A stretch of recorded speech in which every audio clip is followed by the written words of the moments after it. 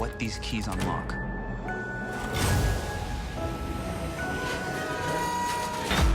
You woke me up. You woke me up.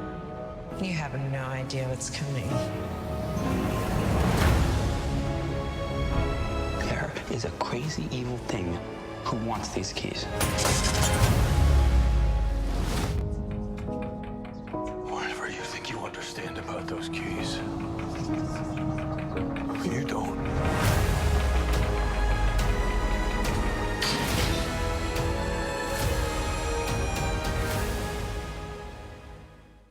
Following the horrific murder of their father, 3 siblings move into a house filled with magical keys and discover a demonic entity that wants them for itself.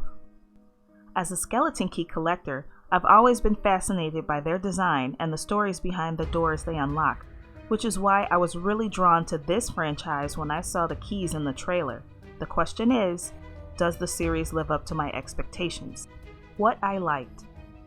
The franchise was adapted from a graphic novel of the same name written by Joel Hill, Stephen King's son, so they have a rich story and setting to pull from. I feel like the production team did a great job adapting the story and setting up the magical world of Locke and Key. The cast did a great job of portraying a damaged family attempting to heal from a horrific tragedy. I love how there were no dumb characters in the series. Everyone made pretty good decisions according to their age, especially for the dangerous situation they were in. What I didn't like. I didn't like how Bodhi was left alone quite often in the house. I would think in a house that big, a mother would want to keep a close eye on her children. I guess an acceptable excuse would be that maybe the mother is dealing with the healing process and her own mysterious discoveries to worry about her children's whereabouts. Story rating. Story gets a solid 9 out of 10 because they didn't have to do much tweaking with such great source material. Everything was cohesive and easy to follow. Visuals. I feel like Locke and Key cheated on visuals since the source material was a graphic novel, which is pretty much visual already. Verbal exposition, or what Jeremy Johns calls exposition vomit, was non-existent, and that's a major plus for me. Sometimes book adaptations can be a bit exposition heavy to explain settings and situations that I feel like they could explain visually. The series gave us the perspective of many characters, including the demonic entity, which showed us how, if gone unchecked, could cause lots of problems. Visuals gets 9 out of 10. Production value. The setting, the set, the props, and the lighting were on point.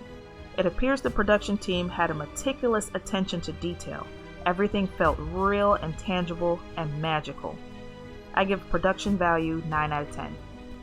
My total score for Locke and Key is a 9. IMDb gives Locke and Key 7.5 out of 10. Google users give it 93%, and Rotten Tomatoes gives it 66%. And of course, here are some questions I have about Locke and Key Season 1, some of which can't be answered until we get to Season 2. Questions like, how did Kim Topher get locked inside her own mind? Someone had to lock her in from the outside, so who was it? Where is Kenzie's fear? Will she ever put it back? Can Sam ever be reunited with his body? Will the children ever unleash Uncle Duncan's memories? Could Ghost Sam be trouble for the Locke family?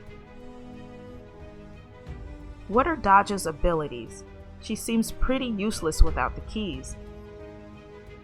If those kids drowned in the cave, why wouldn't they close it off to the public? Where was Bodhi and Tyler's fear when they used the head key? What are the rules that Dodge are bound by? For example, she can't take the keys from the Locke children unless they willingly give them to her. She can take keys from anyone else. If you know the answers to any of these questions, please write them in the comments below. And if they reveal any spoilers, please put a spoiler warning in the comment. Please give this video a thumbs up and subscribe to get more content. Hit the notification bell to get alerts on new content. On a side tip, I have a thing about holes, and especially holes in people's skin. I had to turn away every time they used the head key or a keyhole appeared in someone's skin. Ah, gross. It creeps me out just thinking about it. Anyway, I'm your host KJ, and this is Movie Complex, your place for Netflix original TV and movie reviews.